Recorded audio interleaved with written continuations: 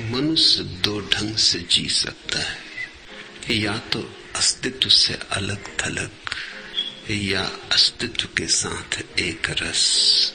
अलग थलग जो जिएगा दुख में जिएगा, चिंता में, संताप में। यह स्वाभाविक है, क्योंकि अस्तित्व से भिन्न होकर जीने का अर्थ है जैसे कोई वृक्ष पृथ्वी से अपनी जड़ों को अलग कर ले और जीने की चेष्टा करे। मुरझा जाएगा, पत्ते कुम्हला जाएंगे, फूल खिलने बंद हो जाएंगे। वसंत तो आएगा, आता रहेगा, मगर वह वृक्ष कभी दुल्हन न बनेगा, दूल्हा न बनेगा। उसके लिए वसंत नहीं आएगा। जिसकी जड़ें ही पृथ्वी से उखड़ गई हों, उसके लिए मधुमास का क्या उपाय रहा। फिर कहाँ आनंद, कहाँ मस्ती।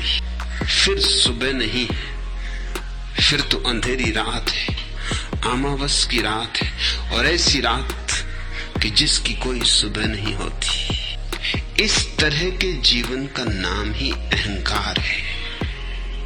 और जो वृक्ष पृथ्वी के साथ योग साध रहा है, पृथ्वी में जड़ें फैला रहा है, आकाश में शाखाएं, बदलियों से बतकही, चांद तारों से संबंध जोड़ रहा है, वह आनंदित न होगा तो क्या होगा। हवाएं आएंगी तो नाचेगा, गुनगुनाएगा, हवाएं गुजरेंगी तो गीत गाएंगी, पक्षी उस पर बसेरा करेंगे, सूर्य की किरणें उसके फूलों पर अटखेलियां करेंगी। ऐसे जीवन का नाम ही सन्यास है। सन्यास अर्थात निरअहंकारिता, संसार अर्थात अहंकार। संसार अर्थात मैं हूं अलग, भिन्न। और जहां ये ख्याल उठा कि मैं अलग हूं, भिन्न हूं, वहीं इसका स्वाभाविक तार्किक परिणाम यह होता है कि मुझे संघर्ष करना है, लड़ना है। विजय पताका फहरानी। और छोटा सा आदमी बूंद जैसा सागर से लड़ने चल पड़ेगा तो कितनी ना चिंताओं से भर जाएगा, कितने भय और कितनी असुरक्षाएं उसके चारों तरफ मेला भर जाएगा, चिंताओं ही चिंताओं का। हम अलग नहीं हैं। इस सत्य को जानने की प्रक्रिया का नाम है योग। योग अर्थात हम इकट्ठे, जुड़े, संयुक्त हैं। योग का अर्थ होता है जोड़। जैसे ही व्यक्ति ने जाना कि मैं जुड़ा हूं, फिर न तो कोई जन्म है, न कोई मृत्यु है। जैसे ही जाना कि मैं जुड़ा हूं अस्तित्व से, तत्क्षण हम शाश्वत हो गए। अस्तित्व जब से है हम हैं, और अस्तित्व जब तक रहेगा हम रहेंगे। और अस्तित्व तो सदा है। ऐसा कभी ना था कि ना हो, ऐसा भी कभी ना होगा कि ना हो जाए। तो फिर जन्म मृत्यु तो क्षुद्र घटनाएं। जीवन की प्रक्रिया जन्म और मृत्यु के पार है। देह आती है, जाती है, बनती है, मिटती, हम नहीं। लेकिन यह प्रतीति तभी संभव है जब अहंकार को हम बीच से हटा लें। जैसे ही अहंकार आया कि दीवार आई, हम टूटे, अलग हुए। और जैसे ही अहंकार गया कि दीवार हटी, सेतु बना, हम संयुक्त हुए, युक्त हुए, योग को उपलब्ध हुए। योग ही आनंद है। और तब अमावस भी पूर्णिमा हो जाती। देर नहीं लगती, एक क्षण में हो जाती। हम पर तुम्हारी चाह का इल्जाम ही तो है, दुष्नाम तो नहीं है ये, दुष्नाम तो नहीं है ये, इकराम ही तो है। करते हैं जिस पर ताम कोई जुर्म तो नहीं, शौके फिजूल और उल्फते नाकाम ही तो है। दिल नाम ही तो नहीं, नाकाम ही तो है। लंबी है गम की शाम, मगर शाम ही तो है। लंबी है गम की शाम, मगर शाम ही तो है। दस्ते फलक में गर्द से अय्याम ही तो है। आखिर तो एक रोज करेगी नजर बफा, वो यार खुश फिसाल सरे बाम भी तो है। अभी भी है रात, अभी भी है रात, फैज गजल इब्तिदा करो। वक्ते सरो दर्द काम दाम भी तो है। दिल नाम ही तो नहीं नाकाम ही तो है। लंबी है गम की शाम मगर शाम ही तो है। जैसे ही तुमने जुड़ने की थोड़ी सी पहल की, अनुभव में आने लगता है लंबी है गम की शाम मगर शाम ही तो है। आखिर तो एक रोज करेगी नजर वफा। वह घड़ी दूर नहीं जब अस्तित्व तुम पर आनंद की वर्षा कर देगा, जब अस्तित्व तुम्हारे लिए प्रसाद हो जाएगा। तुम योग साधो, अस्तित्व प्रसाद है। तुम योग साधो, फिर कोई दुश्मनी नहीं है अस्तित्व से, फिर हम उसके अंग हैं, अपरिहारी अंग। लहर सोच ले कि मैं सागर से अलग हूं तो मुश्किल में पड़ जाएगी, और लाख सोचे कि मैं सागर से अलग हूं, अलग है तो नहीं, हो भी नहीं सकती। और जब तुम असत्यों में जीने लगते हो तो दुख, और जैसे सत्य के करीब आए कि सुख, और जैसे सत्य के साथ एक हो गए कि आनंद। तुम्हारे भीतर आनंद तो मौजूद है, इसे पाना कम, आविष्कृत ज्यादा करना है, उघाड़ना है। मौजूद है, ढका है। उपनिषदों के ऋषियों ने प्रार्थना की है, हे प्रभु मेरे स्वर्ण से ढके हुए पात्र को उगाड़ दे। यह प्रार्थना प्यारी है। स्वर्ण के ढक्कनों में ही तो तुम्हारा आनंद ढक गया है। स्वर्ण में आ गया सब, तुम्हारी आशाओं वासनाओं का जाल, पद प्रतिष्ठा धन की दौड़। स्वर्ण में सब आ गया। स्वर्ण तो प्रतीक है।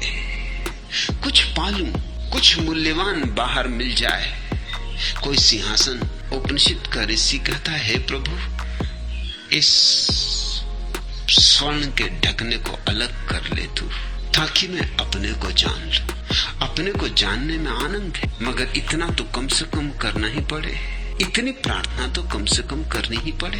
कहता है कौन ख्वाब की ताबीर चाहिए, आंख के सामने तेरी तस्वीर चाहिए।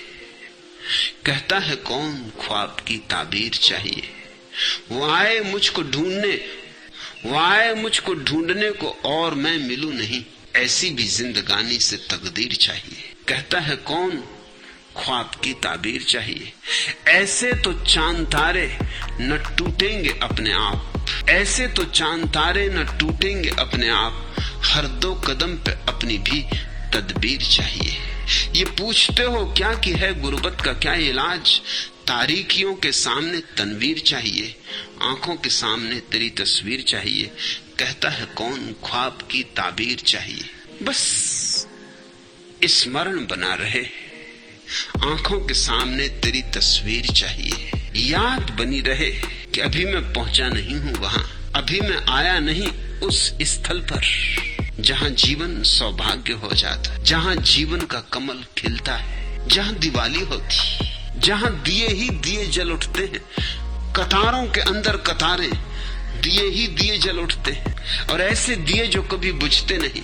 लेकिन थोड़ी सी तो तदबीर चाहिए, उतना ही योग है। ऐसे तो चांद तारे न टूटेंगे अपने आप, हर दो कदम पे अपनी भी तदबीर चाहिए, आंखों के सामने तेरी तस्वीर चाहिए। याद बनी रहे और थोड़ा सा श्रम। कृष्ण ने गीता में बहुत मूल्य की बात कही है कि परमात्मा को पाने के लिए बहुत थोड़ा सा श्रम चाहिए, थोड़ी सी तदबीर, थोड़ा सा यत्न, उतना ही जितना कि आंख में अगर धूल का एक कण पड़ जाता है तो सामने खड़ा हुआ विशाल हिमालय भी छिप जाता है। बात जरा सी धूल आंख में पड़ गई और विशाल हिमालय को छिपा लिया। जरा सी धूल ने ऐसी ओट कर दी, इतनी बड़ी ओट कर दी, कहां हिमालय और कहां धूल का छोटा सा कण। मगर छोटा सा कण भी आंख में हो तो हिमालय ओझल हो जाता है। आंख से धूल का कण निकाल लो, बस इतनी तदबीर चाहिए, इतना श्रम, इतना प्रयत्न, इतना ध्यान, इतना योग, इतना धर्म। धूल के कण के हटते ही सारा हिमालय प्रकट हो जाता है। हिमालय तो था ही, धूल ने तुम्हारी आंख को खुलने से रोक दिया था। तुम्हारे आंख के बंद होने से हिमालय विदा नहीं हो जाता। आनंद तो तुम्हारे भीतर मौजूद है, मगर भीतर की आंख पर ककरी पड़ी है, और आंख पर भीतर इसलिए इतनी धूल जम गई है कि भीतर तुम कभी देखते ही नहीं। मैंने सुना है इंग्लैंड के चिकित्सा शास्त्र के इतिहास में एक बड़ी महत्वपूर्ण घटना उल्लेखित है कि एक महिला 40 साल तक बिस्तर पर लेटी रही। फ्लू हुआ था उसे, डॉक्टर देखने आया था। 2-4 दिन में फ्लू ठीक हो जाने को था, लेकिन डॉक्टर ने जाते वक्त कहा, जब तक मैं न कहूं उठना मत, विश्राम करना। फ्लू ही था, कोई बड़ी बीमारी न थी। सो डॉक्टर उस महिला के संबंध में भूल भाल गया। रही होगी सिद्धांत की पक्की महिला, वो नहीं उठी बिस्तर से जब तक डॉक्टर ना कहे फ्लू ठीक हो गया। उसको भी लगे कि फ्लू ठीक हो गया, सब ठीक हो गया, मगर डॉक्टर कहे तभी उठे ना। वो लेटी ही रही। फिर लेटे लेटे मजा भी आने लगा, काम धाम से भी छुटकारा मिल गया। जब तक उसकी माँ जिंदा रही, बूढ़ी माँ उसकी फिक्र करती रही। जब माँ मर गई तो उसके बेटे बेटियां बहुएं उसकी फिक्र करते रहे। वो खूब जी, क्योंकि बिस्तर पे ही जी। बेटा भी मर गया, बहू भी मर गई, बेटी भी मर गई, तो उसके रिश्तेदार और मोहल्ले के लोग उसकी देखभाल करने लगे, मगर नहीं उठी बिस्तर से। 40 साल संयोग से डॉक्टर उस मोहल्ले से निकलता था। उसे ख्याल आया कि इस परिवार में मैं हमेशा पहले आता था वर्षों पूर्व। बहुत दिन से न कोई बीमार पड़ा, न मुझे बुलाया गया, बात क्या है? और घर बेरौनक भी मालूम होता है, बिल्कुल उजड़ गया। तो उसने दरवाजे पे दस्तक दी। भीतर से आवाज आई, आप चले आइए, मैं बिस्तर से उठ नहीं सकती। दरवाजा अटका है, खोल लीजिए। दरवाजा खोल के भीतर गया। वो महिला बिस्तर पे लेटी थी, मोटी भी बहुत हो गई थी। उसने पूछा कि क्या तकलीफ है, क्यों लेटी हो? उसने कहा तकलीफ, अरे आप ही कह गए थे 40 साल पहले कि जब तक मैं ना कहूं उठना मत। 2 साल मेहनत करनी पड़ी डॉक्टर को, तब वो महिला खड़ी हो सकी, क्योंकि 40 साल लेटी रही। शरीर ही भूल गया खड़ा होना, हड्डियां सख्त हो गई, कमर ने झुकना बंद कर दिया। 2 साल सतत श्रम करके डॉक्टर उसको फिर खड़ा कर पाया। और कहते हैं वो 5 साल और जिंदा रही, और मजे से जिंदा रही और सक्रिय रही, मगर 40 साल बिस्तर से लगी रही। बस ऐसी हमारी हालत है। भीतर कुछ भी रुग्ण नहीं है, भीतर सब स्वस्थ है, भीतर सब आनंद है, मगर हम बाहर देखने के आदी हो गए। हम भीतर देखना भूल गए।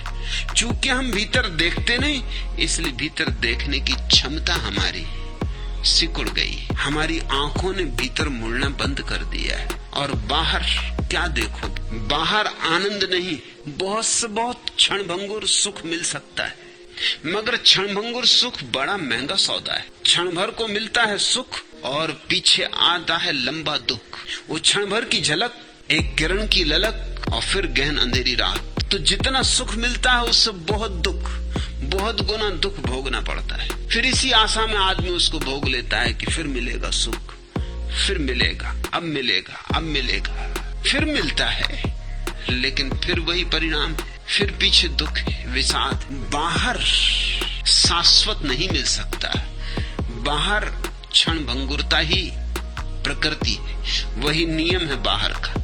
भीतर शाश्वतता नियम है और बाहर क्षणभंगुरता। यूं समझ लो, बाहर का अर्थ होता है क्षणभंगुर और भीतर का अर्थ होता है शाश्वत। और जब तक शाश्वत न मिल जाए तब तक संतुष्टि नहीं हो सकती। अरे जो मिले और खो जाए उसे पाके भी क्या करोगे? और कितनी धोखाधड़ी करनी पड़ती, कितनी बेईमानी तब मुश्किल से मिलता है और छूट यूं चला जाता है।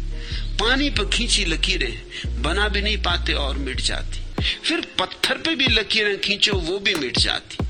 बाहर सब मिट जाता है, बाहर जो भी बनाया वह मिटने को आबद्ध है। और क्या क्या आदमी नहीं करता है, 4 पैसे जुटा लेने को आदमी क्या क्या नहीं करता। एक महिला ने एक भिखारी को 4 पैसे दिए और भिखारी से कहा कि भोजन के लायक, वस्त्रों के लायक मिल जाता है ना, क्योंकि तुम लंगड़े हो। सिर्फ लंगड़ों को आजकल कौन देता है? मेरे मोहल्ले में एक भिखारी है, वो अंधा है, उसे काफी लोग देते। अंधे पे बहुत दया आती। लंगड़ा तो कुछ कर भी ले, अंधा बेचारा क्या करे। उस भिखारी ने कहा, रहने दे भाई, अपनी समझ अपने पास रख। पहले मैं अंधा हुआ करता था, मगर लोग झूठे सिक्के पकड़ा देते थे। अब मैं देख रहा कि झूठा सिक्का, मगर बोल नहीं सकता था क्योंकि अंधा जो। तब से मैंने वो काम बंद कर दिया, वो धंधे बंद कर दिया। तब से मैं लंगड़ा हो गया। अब कम से कम सिक्के तो देख सकता हूँ। क्या क्या नहीं आदमी को करना पड़ता। अंधा बनो, लंगड़े बनो, क्या क्या बेईमानियां नहीं करनी पड़ती। मैंने सुना है चंदूलाल एक पुल के पास से गुजरते थे कि अंधे ने आवाज दी कि सेठ मिल जाए कुछ। अरे दान से बड़ा कुछ लाभ नहीं, दान से बड़ा कोई धर्म नहीं। यहाँ दोगे 1, वहां पाओगे करोड़ गुना। चंदूलाल ने कहा, मेरे भाई तू पहले तो ये बता कि कैसे पहचाना कि मैं सेठ हूं। तू तो अंधा है, उतनी दूर से कैसे पहचान लिया कि सेठ? उस अंधे ने कहा, आपसे क्या छिपाना, असल में मैं अंधा नहीं हूं। यहाँ तो मेरा एक अंधा मित्र भिखारी है, वो बैठा करता है। वो आज सिनेमा देखने गया है। मैं तो लंगड़ा हूं जो पुल के उस तरफ बैठता हूं, मगर मुझे कह गया कि भाई मेरी जगह बैठना, कोई दूसरा न जम जाए। सो इधर मैं बैठा हुआ हूं, अपनी जगह अपने लड़के को बिठाया। अंधे का कोई और नहीं है, बाल बच्चा अकेला ही है। अंधा सिनेमा देखने गया है। अंधे की जगह परिपूरक का काम लंगड़ा कर रहा है। खूब खेल है और ये सारे खेल हर एक को करने पड़ रहे। खूब धोखे, खूब प्रवंचनाएं, प्रवंचनाओं पे प्रवंचनाएं। तुम जाल के ऊपर जाल खड़े करते जाते हो और उलझते चले जाते हो अपने हाथों से, और बाहर का कोई अंत नहीं है। चलते रहो जन्मों जन्मों तक। न हाथ कुछ लगता है, न प्राण भरते, न कोई तृप्ति, न कोई जीवन में सुगंध, न कोई रोशनी, मगर तलाश। जिस दिशा को पकड़ लिया है चले जा रहे हो। लौटो भीतर की तरफ, अपने को देखो। अपने को देखते ही हैरान होगे। वहां आनंद ही आनंद, वहां आनंद कतारबद्ध खड़े। वहां एक आनंद नहीं है, एक आनंद के बाद दूसरा, दूसरे के बाद तीसरा, शिखरों से शिखर और एक से एक बड़ा शिखर है। क्या इल्म इन्होंने सीख लिए जो बिन लेखों को बांचे, और बात नहीं मुंह से निकले, बिन ओंठ हिलाए जांचे। दिल उनके तार सितारों के, तन उनके तबल तमाचे। मुंह चंग जवान दिल सारंगी, पा घुंघरू हाथ कमाचे। हैं राग उन्हीं के रंग भरे और भाव उन्हीं के सांचे। जो बेगत बेसुरताल हुए, बिन ताल पखावज नाचे। जब हाथ को धोया हाथों से, जब हाथ लगे थिरकाने को, और पांव को खींचा पांव से, और पांव लगे गत पाने को। जब आंख उठाई हस्ती से, जब नैन लगे मटकाने को। सब कांच कछे, सब नाच नचे, उस रसिया छैल रिझाने को। हैं राग उन्हीं के रंग भरे और भाव उन्हीं के सांचे। जो बेगत बेसुरताल हुए, बिन ताल पखावज नाचे। था जिसके खातिर नाच किया, जब मूरत उसकी आए गई। कहीं आप कहा, कहीं नाच कहा, और तान कहीं लहराए गई। जब छैल छबीले सुंदर की छवि नैनो भीतर छाए गई। एक मूर्छा गति सी आए गई, और जोत में जोत समाये गई। हैं राग उन्हीं के रंग भरे और भाव उन्हीं के सांचे हैं। जो बेगत बेसुरताल हुए, बिन ताल पखावज नाचे। एक नृत्य है जो अंतरतम में घटित होता है। उस नृत्य को आनंद कहो, स्वर्ग कहो, मोक्ष कहो, जो भी नाम देना हो दो। समाधि कहो, संबोधि कहो, निर्वाण कहो, लेकिन जो भी खजानों का खजाना है तुम्हारे भीतर है। बाहर मत खोजो। मुझसे पूछते हो राज क्या है? राज सीधा और साफ है, छिपी हुई कोई बात नहीं, कोई कुंजियां नहीं है। इसलिए तो धर्म की कोई पाठशाला नहीं हो सकती, कोई विद्यालय नहीं हो सकता, कोई किताब नहीं हो सकती, कोई शास्त्र नहीं हो सकता, क्योंकि धर्म कोई ज्ञान नहीं है। कुंजी से जो मामला हल हो सकता है उसमें कोई अड़चन नहीं। कुछ मामले हैं जो कुंजी से हल नहीं होते, इसलिए कोई किसी को सत्य नहीं दे सकता, इसकी कोई कुंजी नहीं होती। सिर्फ इशारे दे सकता है, इंगित कर सकता है। अपनी मौजूदगी तुम्हारे सामने उघाड़ के रख सकता है, अपने हृदय के द्वार तुम्हारे लिए खोल सकता है। अगर तुम अपनी बुद्धि को और अपने अहंकार को द्वार पर ही छोड़ आओ तो बात बहुत सीधी साफ है, राज कुछ भी नहीं, बहुत खुली, 2-2 4 जैसी स्पष्ट है। आशिक और मासूक जहां, वहां साहब वजीरी है बाबा। न रोना है, न धोना है, न दर्द असीरी है बाबा। दिन रात बहारें चौले हैं और ऐसे सफीरी है बाबा। जो आशिक हुए सो जाने हैं, यह भेद फकीरी है बाबा। हर आन हंसी, हर आन खुशी, हर वक्त अमीरी है बाबा। जब आशिक मस्त फकीर हुए फिर क्या दिलगिरी है बाबा।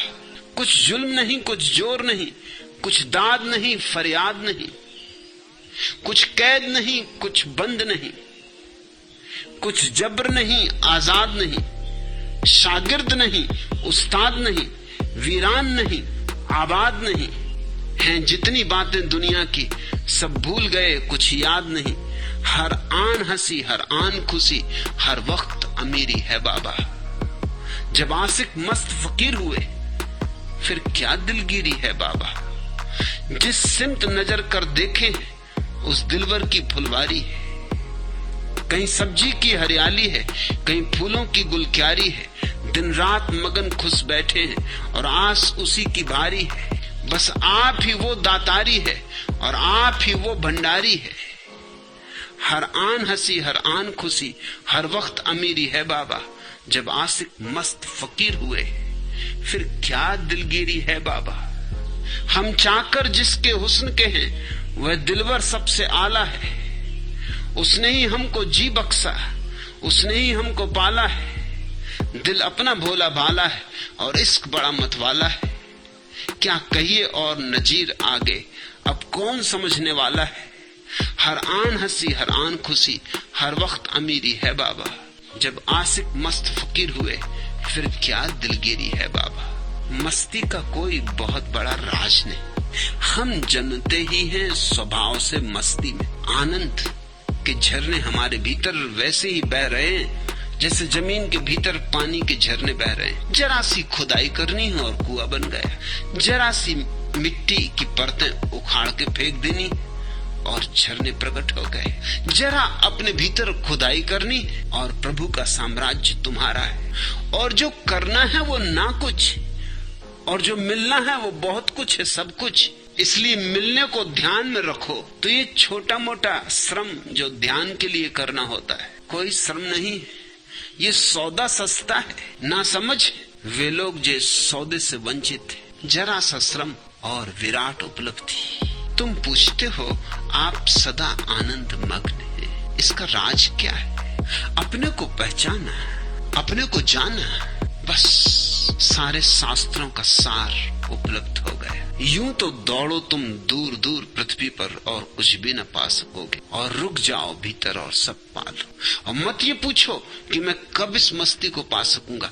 कब की बात ही क्यों उठानी, जब अब और अभी हो सकता हो तब कब की बात ही क्यों उठानी। कल पर टालना ही क्यों, स्थगित ही क्यों करना। यह तो बात ही मत पूछो कि कब। मुझसे तो जब भी पूछना हो तो अब के बाहर मत जाओ। कल का कोई अस्तित्व नहीं।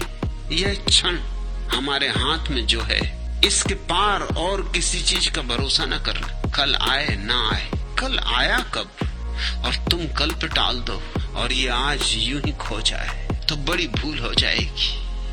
और ऐसे ही लोग आज को खो रहे, कल की चिंता कर रहे, आज को गंवा रहे, कल पर सब दांव लगा रहे, आज को बलिदान चढ़ा रहे। और आज है, कल कहाँ है। जिंदगी आज अभी है। और मैं तुमसे कहता हूं कि अभी उतर जाओ अपने में, कोई रोक नहीं रहा। घर तुम्हारा, द्वार तुम्हारा, जाना तुम्हें, जाना अपने में कोई अड़चन नहीं डाल सकता। हाथों पे जंजीरें हो सकती हैं, पैरों में बेड़ियां हो सकती हैं, चारों तरफ कारागृह की दीवारें हो सकती हैं, बंदूक लिए द्वार पर खड़ा संतरी हो सकता है, दरवाजे पर बड़े ताले लटके हो सकते हैं, मगर तुम्हें अपने भीतर जाने से कोई भी नहीं रोक सकता। न वहां पहरा कोई लगा सकता है, न कोई जंजीरें डाल सकता है। जिस व्यक्ति को भीतर जाना आ गया वो कारागृह में भी मुक्त है, और जिसको भीतर जाना ना आया वो मुक्त होकर भी क्या, खाक मुक्त है। उसकी स्वतंत्रता दो कौड़ी की है, उसकी स्वतंत्रता राजनीतिक है, ऊपरी है, सतही है। स्वतंत्रता का असली आयाम आध्यात्मिक है, और वह आयाम अभी खुलता है, उसे कल पर भूल के भी मत छोड़ना। लेकिन लोग इसी गणित से जी रहे, हमेशा टालते चले जाते, हमेशा हटाए जाते। जो सार्थक है वह कल करेंगे, और जो व्यर्थ है वह अभी करेंगे। मुल्ला नसरुद्दीन को उसके मनोवैज्ञानिक ने एक सलाह दी, क्योंकि नसरुद्दीन ने उससे कहा कि मेरा दफ्तर बर्बाद हुआ जा रहा है, कोई काम ही नहीं करता, लोग पैर पसारे बैठे रहते। मैं जाता हूँ तो बस फाइलें पलटने लगते हैं, मैं हटा कि फाइलें अपनी जगह और उनके पैर टेबलों पर फैल जाते, कोई काम ही नहीं हो रहा, बर्बाद हुआ जा रहा हूँ, कुछ राह बताओ।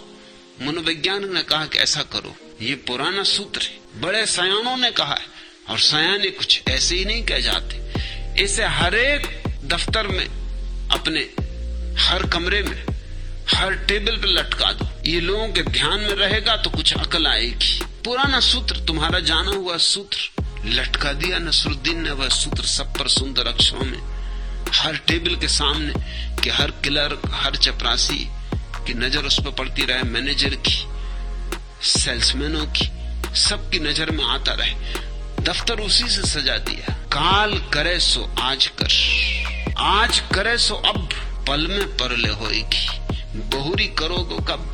सीधी बात, साफ बात, कि जो कल करना हो वो आज कर ले, और जो आज करना हो वो अभी कर ले, क्योंकि पल भर का भरोसा नहीं, कब प्रलय हो जाएगी, कब मौत आ जाएगी, कब ये रेत की दीवार ढह जाएगी। एक क्षण का भी भरोसा मत कर, कल की बात आज, आज की अभी कर ले, ताकि जो करना है वह हो जाए। 5-7 दिन बाद मनोवैज्ञानिक को पता चला कि नसरुद्दीन अस्पताल में भर्ती, फ्रैक्चर हो गया है। एक नहीं, कई फ्रैक्चर हो गए, हाथ पैर गर्दन सब टूट गई।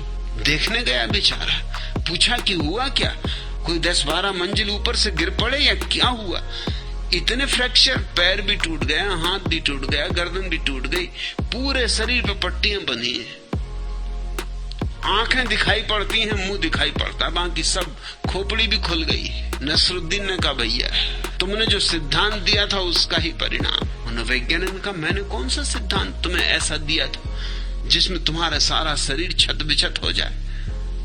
नसरुद्दीन ने कहा वही सिद्धांत जो तुमने दिया था, वही तख्तियां जो मैंने खर्च करवा के जगह जगह टंगवाई, उसका ये फल भोग रहा हूं। काल करे सो आज कर, आज करे सो अब, पल में परले होएगी, बहुरी करोगे कब।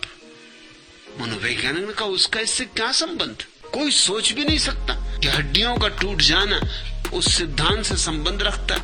अरे नसरुद्दीन ने कहा पहले पूरी बात सुनो, मेरा जो कोषाध्यक्ष है वो तिजोरी लेके भाग गया और लिख गया चिट्ठी कि काल करे सो आज कर, आज करे सो अब, और पल में परले होएगी, बहुरी करोगे कब।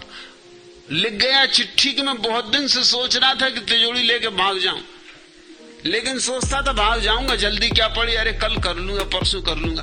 मगर आपने भी क्या सिद्धांत लटका दिया कि मैंने भी सोचा कि बात तो सच्ची, बात तो पते की, सो मैं तो जा रहा हूं तिजोरी लेके।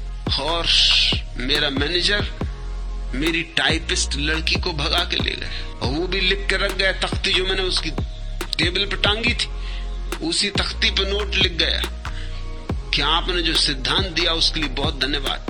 भागने की तो बहुत दिन से सोच रहा था। और नसरुद्दीन ने कहा वो कोई टाइपिस्ट ही नहीं थी, मेरी प्रेयसी भी थी, दुष्ट ले गया और ये सब तो ठीक है। मेरा जो चपरासी है वो एकदम भीतर घुस आया और लगा मुझे पीटने।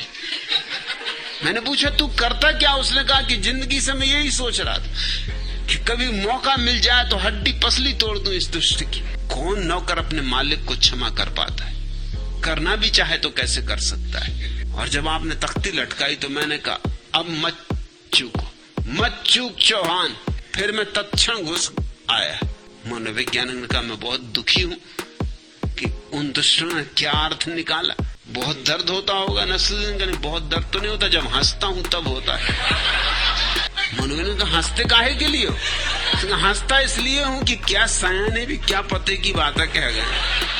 एक ही बात मानी और क्या फल भोग रहा हूं। हंसी कभी कभी आ जाती कि बाहरी दुनिया कैसे कैसे सिद्धांत बना गए लोग, और कैसे कैसे मानने वाले लोग, समझने वाले लोग। क्या प्यारी कहावत थी, वो क्या अर्थ निकला और क्या फल भोग। इसलिए कभी कभी हंसी आ जाती, बहुत दर्द होता है क्योंकि सब हड्डियां टूट गई। जैसे हंसी आती तो खड़खड़ होने लगा, मगर हंसी रुकती भी नहीं, रह रह के कभी न कभी आ जाती। सब बर्बाद हो गया एक तख्ती लटकाने से। और बात ऐसी पते की थी कि जची थी मुझको भी। तुम्हारा ही कसूर नहीं, कसूर मेरा भी है। मगर भैया किसी और को ऐसी सलाह आगे से मत देना। जो मुझ पे गुजरी वो मेरे दुश्मनों पे भी ना गुजरे। लोग टालते हैं, और बड़ा मजा ये है कि गलत को नहीं टालते। अगर कोई तुम्हें गाली दे तो तुम ये नहीं कहोगे कि अच्छा ठीक है, सोचेंगे, विचारेंगे, पूछताछ करेंगे, 4 जनों से मशविरा करेंगे, फिर जो उचित होगा वो जब समय आएगा तब करेंगे। कोई गाली देता है तो फिर न तुम समय देखते न घड़ी, लगन मुहूर्त झूठ सब और बिगाड़े काम, वो तो तुम उसी वक्त ठीक करते हो उसको। तत्क्षण, एक क्षण की देरी नहीं होती। उधर गाली निकली कि इधर तुम तैयार हुए कि तुमने ताल ठोकी, कि तुमने और दुगने भजन की गाली निकाली। हाँ, अगर दान करना हो तो तुम कहते हो सोचेंगे, विचारेंगे। सन्यास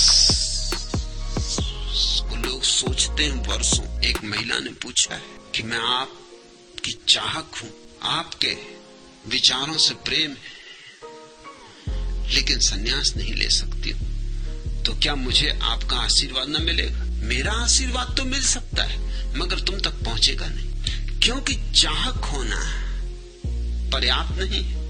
उसके लिए कुछ चुकाना भी तो चाहिए, कुछ थोड़ा साहस भी करना चाहिए, थोड़ा कुछ दांव पे भी लगाना चाहिए। मैं तो आशीर्वाद दे रहा हूं, सवाल मेरे देने का नहीं, सवाल तुम्हारे लेने का है। और इससे बड़ा आशीर्वाद तुम्हें क्या दूं कि संन्यास फलित हो जाए, और इससे बड़ा क्या आशीर्वाद होगा?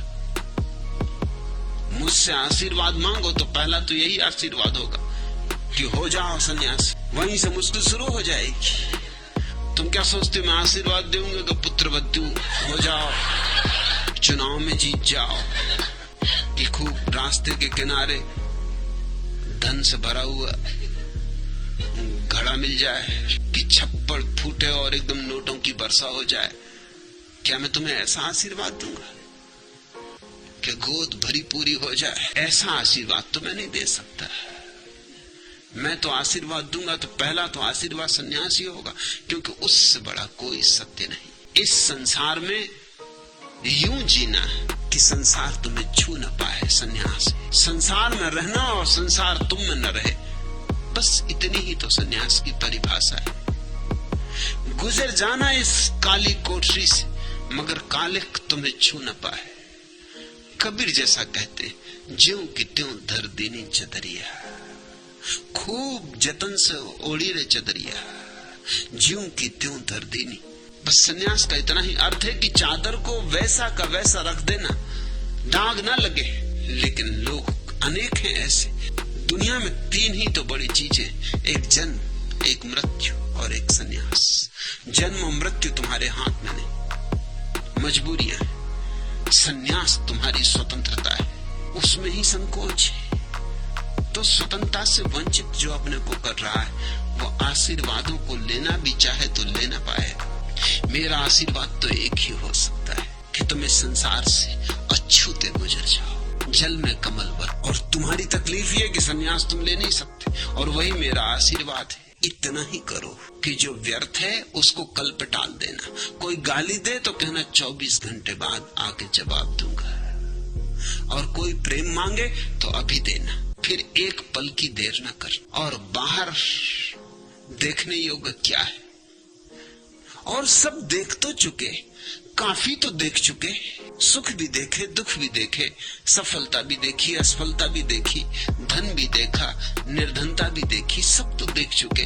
अब देखने को बाहर बचा क्या है? अब भीतर और देख लो। इसके पहले कि मौत आए और पर्दा गिर जाए, भीतर और देख लो। और भीतर देख के ही तुम पाओगे कि अब न कोई मौत है न कोई जन्म है। अब पर्दा कोई गिराना भी चाहे तो नहीं गिर सकता, मगर हम मूर्छा में जी रहे हैं।